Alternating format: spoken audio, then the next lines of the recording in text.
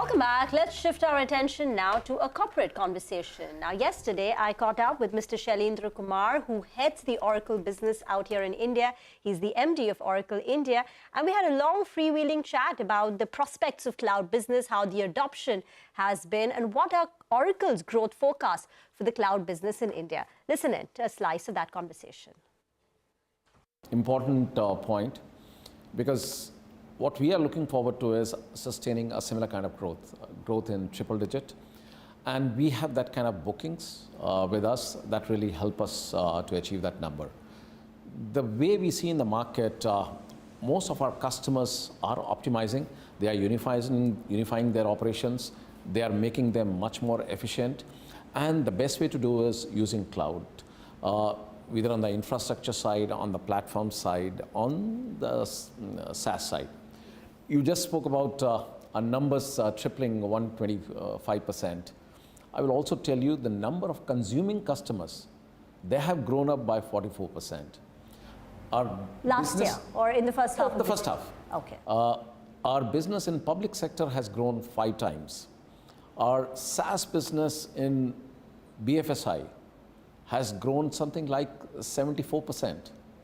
Our SaaS business in education and research has grown over 100%. And you know, the hottest market today is healthcare. In healthcare, our SaaS business has gone up something like 160%. So our customers are looking forward to make their overall operations much more efficient. They are looking forward to transform themselves so that they have better access to the market. They can take their products in no time and overall can see much better profitability compared to they see today. So to answer your question, of course, we look forward and we have plans to ensure that our business keeps growing triple digit even next year. So this year, FY23, India cloud business for Oracle will see 100% plus growth, and even in FY24. You have the visibility right now. That's right. Okay, that's good to know. But go ahead. Fact, the reason I'm so confident about this is because the plans we have made with our customers about FY24. But more important than that, most of the deals we have signed are multi-year deals. Multi-year deals, and they are multi-million, multi-year deals. That really has the plan. How do we see in the next 3 years, 5 years, and 7 years? Got it. But the naysayers would say that it's easy for you to grow in triple digits because your base is much smaller than your competitors, right? You are a late entrant into the Indian market. When do you think you will be able to catch up with the Azures and AWSs of the world in terms of overall size? I know growth rate you're higher, but what about matching them in size? So if someone had spoken to me, say around 3 years, 4 years back in India that your base is small, I would have agreed to it. But in the last 4 years, we have really covered a big ground.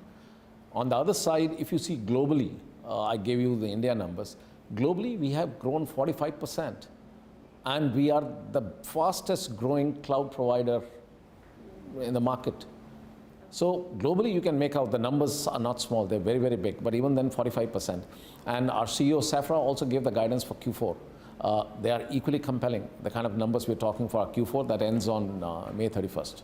Since you brought up the subject of your global peers guidance seems to be suggesting some sort of a slowdown or the growth rate. What AWS or Azure have seen in the current quarter, they've seen a growth of about 31–32% thereabout, which compares with over 50% growth that they had 2 years back. So hyperscalers are seeing a slowdown in growth. Coming to the same point, our customers, and we have big enterprises. But how is it different, right? We have big enterprises, and that's the kind of enterprises we are working with. And these enterprises are growing. What they want is better optimization, better efficiency, better systems in terms of security, performance, scalability. And that's the reason they're looking at us. So your enterprises are growing, but your peers are catering to enterprises which is slowing down. It also talks about the kind of services you have, the kind of innovation you are doing in the market. Just to give an example, we have revamped Oracle completely. In the last 10 years, it has completely transformed to a cloud organization. Today, the way we hire, the way we train, the way we do our internal processes, all our internal operations, finance, everything is running on the cloud. How many companies have you heard closing their quarter and releasing their results in a matter of 10 days. Only Oracle does it. So if you talk about innovation, you talk about growth, you talk about how do we take our products to the market, I think we have differentiated. At the same time, our customers are loving it. Okay. Talking about the India business, you are planning to pivot a bit. Like 3 years back, 100% of your revenues came in from large enterprises. Now, as we speak, 70% comes from enterprises and 30% comes from SMB, which also includes startups. In the next few years, how do you expect this mix to change for India and why? So first of all, my 70% from enterprise today is still much healthier compared to what I got 100% from enterprises 3 years back. And 3 years back, we started a new division called Oracle Digital, especially to focus on SMBs and startups, which has grown like anything, much faster than the triple-digit numbers we spoke about. So it has gone quite well. As we go forward, I think this 70% will be 50%, but still a much higher number. And our digital business, Oracle Digital business for SMBs and startup will also be there. So in the next 3 years, I would say 50-50. Very bullish commentary coming in from Oracle India. This is a testimony to the cloud services that Indian companies are taking on board. So this is across sectors. The Oracle largely caters to the BFSI, telecom and the government sector, but they're very confident about 100% plus growth in FY23 and FY24.